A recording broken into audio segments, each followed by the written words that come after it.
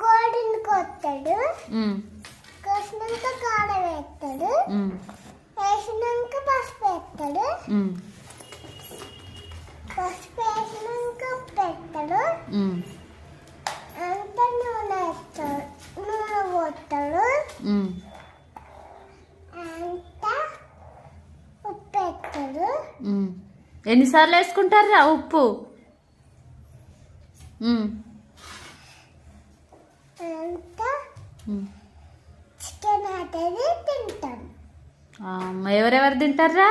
మా డాడీ, మా మమ్మీ, మా పెద్దమ్మ, రోజు వెళ్ళి పెద్దమ్మ, మా పెద్ద డాడీ, ఇంకా మా తాత, మా అమ్మ.